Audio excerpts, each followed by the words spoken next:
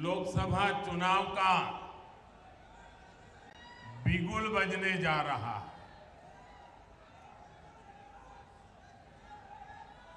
TV वाले बताते हैं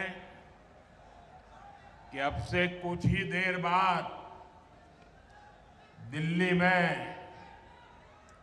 चुनाव की तारीखों का ऐलान हो जाएगा। लेकिन मेरे प्यारे भाइयों बहनों, तारीखों के औपचारिक ऐलान के पहले ही देश की जनता ने, देश ने नतीजों का ऐलान कर दिया है। देश ने घोषणा कर दी है, अब की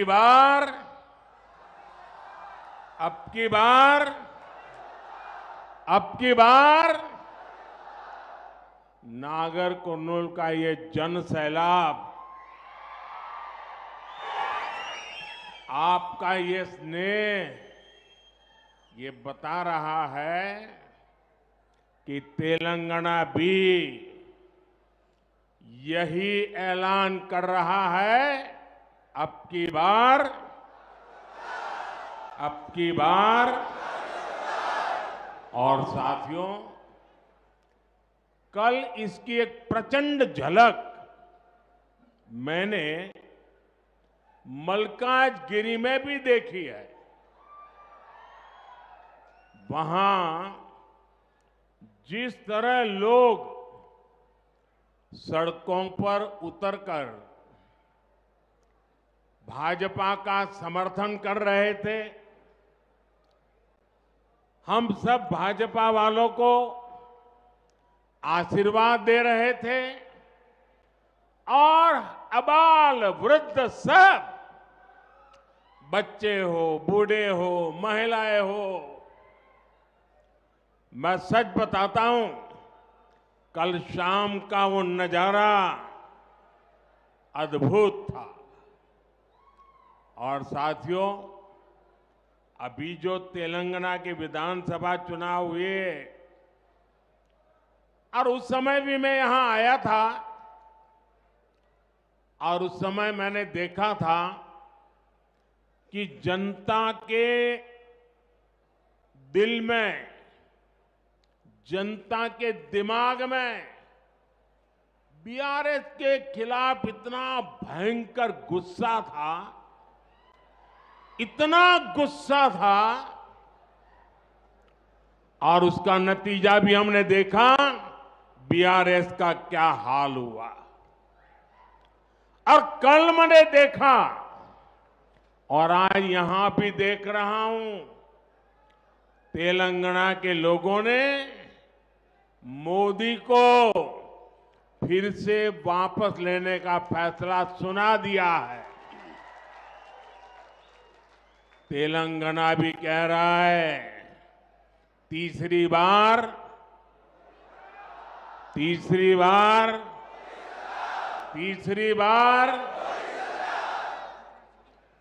నా తెలంగాణ కుటుంబ సభ్యులందరికీ నమస్కారాలు అన్న తెలుగు సంబోధనతో మాననీయ ప్రధానమంత్రి ప్రారంభించారు. నేడు దేశంలో 2024 లోకసభ ఎన్నికల యొక్క రణశంఖం మోగబోతోందని టీవీ ఛానళ్లు ఇప్పుడే చెప్పాయి. ఇప్పుడు మరి కొంచెం సేపటి తరువాత ఎన్నికల తేదీలను కూడా ప్రకటించబోతున్నారని తెలియవచ్చింది. అయితే తేదీలను లాంఛనంగా ప్రకటించడానికి ముందే దేశ ప్రజలు ఫలితాలను ప్రకటించేశారు. ఆ ఫలితాలు ఏమిటంటే, అబ్ కీ బార్ 400 పార్, ఈసారి 400 దాటబోతున్నామన్నటువంటి ప్రకటనను ప్రజలు ఇచ్చేశారు.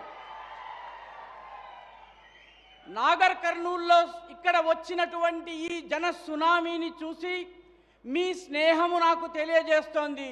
తెలంగాణ కూడా ఇదే ప్రకటన చేయబోతోంది. అబ్ కీ బార్ 400 పార్. నా మిత్రులారా, దీనికి సంబంధించిన ఒక అద్భుత దృశ్యాన్ని నిన్న సాయంత్రం నేను మల్కాజ్గిరిలో చూశాను. అక్కడ ప్రజలు రోడ్ల మీదకు వచ్చారు, రహదారుల మీదకు వచ్చారు, కూడళ్ల మీదకు వచ్చారు. బీజేపీని ఆశీర్వదించేందుకు అద్భుతమైనటువంటి దృశ్యాన్ని చూపించారు. బాలలు, వృద్ధులు, పిల్లలు, తల్లులు అందరూ రోడ్ల మీదకు వచ్చారు. వాళ్ళందరూ కూడాను ఈ భారతీయ జనతా పార్టీ పట్ల తమ మద్దతును ప్రకటించారు. ఇది నేను కళ్ళారా చూశాను. ఇక ఇటీవలే తెలంగాణ విధానసభ ఎన్నికలు జరిగినాయి. అందులో ఈ ప్రజల యొక్క గుండెల్లో, హృదయాల్లో, మనస్సుల్లో టీఆర్ఎస్ పట్ల, బీఆర్ఎస్ పట్ల ఉన్నటువంటి కోపాన్ని నేను చూడగలిగాను. నేను కూడా చూశాను. నిన్న కూడాను అదే చూడగలిగాను. నేను ఇక్కడ కూడా అదే చూస్తున్నాను. తెలంగాణలో ఉన్నటువంటి ప్రజలు నిర్ణయించుకున్నారు, మోదీని మరొక్కసారి విజయం దిశగా తీసుకుని వెళ్ళాలని చెప్పి నిర్ణయం తీసుకున్నారు. తెలంగాణ కూడా చెబుతోంది तीसरी बार मोदी सरकार అని చెప్తోంది. आप इतना बढ़िया ट्रांसलेशन करते हैं, अगर 10 दिन आप मेरे साथ रहे तो मुझे तेलुगु आ जाएगा.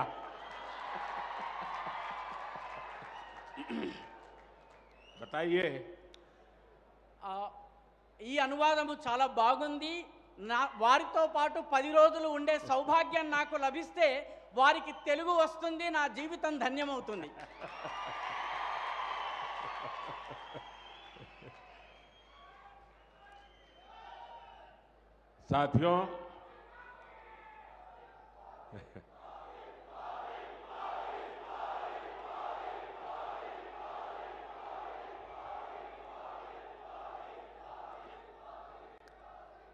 साथियों, तेलंगाना को हमारे देश में गेटवे ऑफ साउथ कहा जाता है. पिछले 10 वर्षों में तेलंगाना का विकास ये एनडीए की, मोदी की प्राथमिकता रहा है. लेकिन इन 10 वर्षों में हमने ये भी देखा कि कैसे तेलंगाना चक्की के 2 पार्टों में पीसता रहा है. एक पार्ट कांग्रेस का और दूसरा पार्ट बीआरएस का. कांग्रेस और बीआरएस ने मिलकर तेलंगाना के विकास के हर सपने को चकनाचूर कर दिया है. और अब तो मुश्किल ये है कि यहां कांग्रेस के पंजे का कब्जा हो गया है. पहले बीआरएस की महालूट और अब कांग्रेस की बुरी नजर. ये वैसे ही हालत है जैसे कि कुएं से निकले, खाई में गिरे. कांग्रेस के लिए तो पूरा राज्य तबाह करने के लिए 5 साल भी बहुत है. जब यहां ज्यादा संख्या में बीजेपी सांसद चुन करके आएंगे तो कांग्रेस को भी अपनी मनमानी करने में बहुत मुश्किल होगा. और इसलिए इस बार तेलंगाना में सभी लोकसभा की सीट भाजपा का कमल खिलना चाहिए.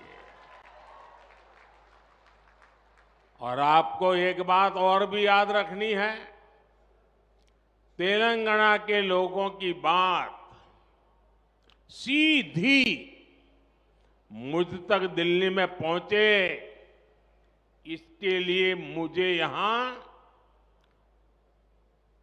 सभी सांसद जीत करके आए तो बहुत बड़ी मदद मिल जाएगी, ताकि मैं आपकी अच्छी सेवा कर सकूं। जब यहां बीजेपी के सांसद होंगे तो आपकी तकलीफ, आपकी आशा आकांक्षा ज्यादा तेजी से मुझ तक पहुंच पाएगी और मैं आपको विश्वास दिलाता हूं कि आपकी हर अपेक्षा पूरी करने के लिए मैं दिन रात एक कर दूंगा। మిత్రులారా, తెలంగాణను దక్షిణ భారతదేశపు ముఖద్వారము అని చెప్తారు. గత 10 సంవత్సరాలలో తెలంగాణ అభివృద్ధికే ఎన్డీఏ ప్రభుత్వము పెద్దపీట వేసింది, ప్రాథమికతను ఇచ్చింది. కానీ గత 10 ఏళ్లలో మనం చూశాము, తెలంగాణ విసురురాయి యొక్క 2 రాళ్ల మధ్య ఇరుక్కుపోయి ఇబ్బంది పడింది. ఒక రాయి విసురురాయి యొక్క ఒక రాయి కాంగ్రెస్ పార్టీ, రెండవ రాయి బీఆర్ఎస్. కాంగ్రెస్ బీఆర్ఎస్ ఈ రెండు కలిసి తెలంగాణ అభివృద్ధికి సంబంధించిన ప్రతి కలను పొడి పొడి చేసేశారు, సర్వనాశనం చేసేశారు. ఇప్పుడు సమస్య ఏంటంటే కాంగ్రెస్ యొక్క దుష్ట పిడికిలి చేతిలోకి ఈ రాష్ట్రం వెళ్ళింది. అప్పుడు బీఆర్ఎస్ మహా లూటీకి పాల్పడింది. ఇప్పుడు కాంగ్రెస్ యొక్క దుష్ట దృష్టి మన మీద, చెడు దృష్టి మన మీద పడింది. ఇప్పుడు మన పరిస్థితి గొయ్యిలో నుంచి బయటకు వస్తే నుయ్యిలోకి వెళ్ళాము, పొయ్యిలో నుంచి బయటకు వస్తే పెనంలోకి వెళ్ళాము. కాంగ్రెస్ ఈ రాష్ట్రాన్ని మొత్తము సర్వనాశనం చేయడానికి 5 సంవత్సరాలు కూడా పట్టదు. కాబట్టి ఇక్కడ అత్యధిక సంఖ్యలో భారతీయ జనతా పార్టీకి చెందిన ఎంపీలను గెలిపించాలి. అప్పుడు కాంగ్రెస్ పార్టీ యొక్క ఇష్టారాజ్యం చేయడానికి వీలుండదు. అన్ని చోట్ల కూడా కమలము గనక వికసించినట్లయితే మనము కాంగ్రెస్ పార్టీ యొక్క ఆట సాగకుండా ఉంటుంది. మరొక్క విషయాన్ని మనము గుర్తుంచుకోవాలి. తెలంగాణలో ఉన్నటువంటి ప్రజల యొక్క మాట నాకు నేరుగా ఢిల్లీలో ఉన్న నాకు చేరాలన్నట్టయితే ఇక్కడ అన్ని సీట్లలోనూ భారతీయ జనతా పార్టీకి చెందినటువంటి ఎంపీలు విజయం సాధించాలి. భారతీయ జనతా పార్టీ యొక్క ఎంపీలు గనక ఉన్నట్లయితే మీ కష్టాలు, కన్నీళ్లు, మీ ఆశలు, మీ ఆకాంక్షలు వీలైనంత వేగంగా నా దగ్గరికి వస్తాయి. నేను మీ కోసము పగలు రాత్రి ఒకటి చేసి పని చేస్తానని చెప్పి ఈ సందర్భంగా వాగ్దానం చేస్తున్నాను. साथियों, जिस कांग्रेस ने 7 दशकों में 7 डेकेड देश को झूठ और लूट के सिवा कुछ नहीं दिया, वो तेलंगाना का विकास कभी भी नहीं कर सकती। आप मुझे बताइए, कांग्रेस ने दशकों तक देश में गरीबी हटाओ का नारा दिया, लेकिन गरीब के जीवन में कोई बदलाव आया क्या? कांग्रेस ने एससी, एसटी, ओबीसी को वोट बैंक के तौर पर इस्तेमाल किया, लेकिन इस समाज के हालात सुधरे क्या? बदलाव तब आया जब देश ने मोदी को पूर्ण बहुमत का आशीर्वाद दिया और मोदी को आपकी सेवा करने का मौका दिया, क्योंकि बदलाव की एक ही गारंटी है, मोदी की गारंटी। लेकिन पिछले 10 वर्षों में पहली बार गरीब परिवारों के बैंक अकाउंट खुले, पहली बार करोड़ों गरीबों को पक्के मकान का सुख मिला, पहली बार गरीब को टॉयलेट, नल से जल, बिजली का कनेक्शन, मुफ्त वैक्सीनेशन, ऐसी अनेक सुविधाएं गरीब के घर तक पहुंची। पहली बार लाखों गांवों ने रात में बिजली का उजाला देखा। इसी बदलाव का परिणाम है कि पिछले 10 वर्षों में पहली बार 25 करोड़ लोग गरीबी से बाहर आए हैं। ऐसा ही तेज बदलाव हम सबको मिलकर तेलंगाना में भी लाना है। మిత్రులారా, కాంగ్రెస్ 7 దశాబ్దాలుగా ఈ దేశంలో झूठ और लूट, మోసము, దోపిడీ ఈ రెండిటి తప్ప మూడవ పని చేయలేదు. కాబట్టి ఆ పార్టీ తెలంగాణను అభివృద్ధి చేయలేదు. మీరు నాకు చెప్పండి, కాంగ్రెస్ దశాబ్దాల కొద్దీ గరీబీ హటావో, పేదరికాన్ని నిర్మూలిస్తామని చెప్పింది. కానీ పేదల జీవన ప్రమాణాలు మెరుగుపడ్డాయా?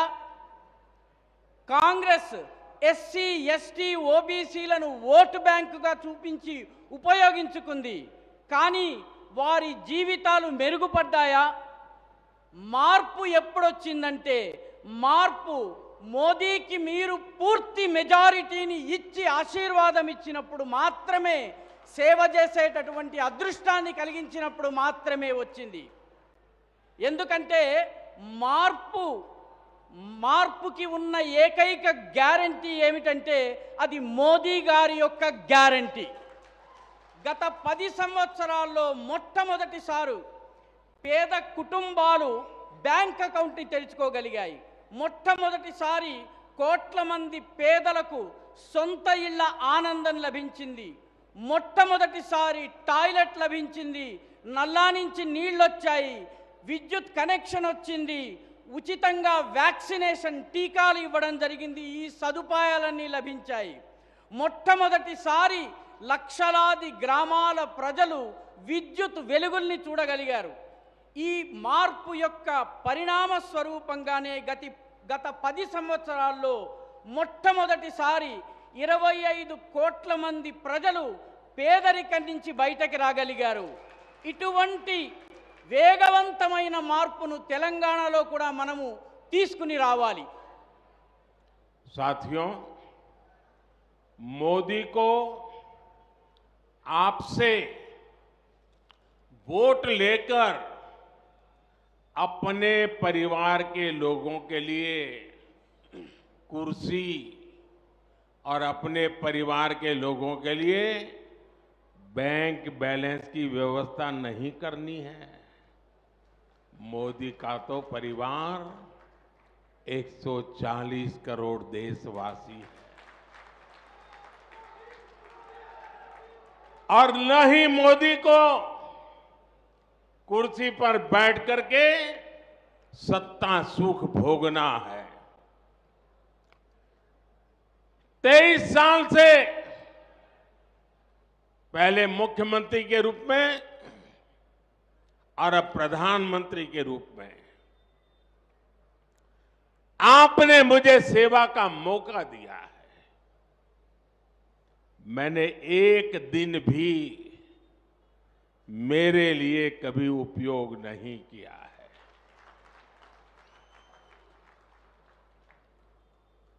अगर मैंने कुछ किया है, अगर मैं जिया हूं, अगर मैं दिन रात काम करता रहा हूं, तो वो सिर्फ और सिर्फ मेरे 140 करोड़ परिवारजनों के लिए। इसलिए मोदी की गारंटी का मतलब होता है गारंटी पूरी होने की गारंटी। जब मोदी कहता है कि आर्टिकल 370 को खत्म किया जाएगा तो ये होकर रहता है। जब मोदी कहता है कि रामलला अपने घर आएंगे तो ये होकर रहता है। जब मोदी कहता है कि हमारी अर्थव्यवस्था मजबूत होगी तो भारत दुनिया की सबसे तेज गति से बढ़ने वाली अर्थव्यवस्था बन जाता है। यही तो है मोदी की गारंटी।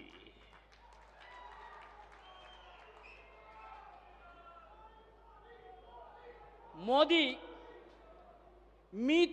మీ దగ్గర నుంచి ఓటు తీసుకున్న తరువాత అది తన కుర్చీ కోసమో తన కుటుంబ సభ్యుల కోసమో బ్యాంక్ బ్యాలెన్స్ కోసమో ఉపయోగించేందుకు కాదు, అది తన యొక్క దేశవాసుల కోసం. ఎందుకంటే ఆయన కుటుంబము 140 కోట్ల మంది భారతీయులు. ఆయన కుర్చీని గద్దెను అధికార సుఖం కోసమో ఆయన ఉపయోగించుకోలేదు. గత 23 సంవత్సరాలుగా ఆయన ముందు ముఖ్యమంత్రిగా తరువాత ప్రధానమంత్రిగా మీ సేవలోనే గడిపారు. ఒక్కరోజు కూడా తన కోసం ఉపయోగించుకోలేదు. బ్రతికినటువంటి ప్రతిరోజు రాత్రి పగలు 140 కోట్ల మంది భారతవాసుల తన కుటుంబం కోసమే ఆయన పనిచేశారు. అందుకే మోదీ ఇచ్చే గ్యారంటీ అంటే గ్యారంటీ పూర్తిగా అమలయ్యేటటువంటి గ్యారంటీ. అందుకే మోదీ గనక ఆర్టికల్ 370 తొలగిస్తామని చెప్పినట్టయితే అది తొలగిపోతుంది. మోదీ గనక రామ్లలా తన భవ్య దివ్య మందిరంలో స్వగృహంలో ప్రవేశిస్తాడని చెబితే అది అయి తీరుతుంది. మోదీ ఈ ఆర్థిక వ్యవస్థ బలోపేతమవుతుందని చెబితే భారత్ ప్రపంచంలోనే అన్నిటికన్నా వేగవంతంగా అభివృద్ధి చెందేటటువంటి ఆర్థిక వ్యవస్థగా మారుతుంది.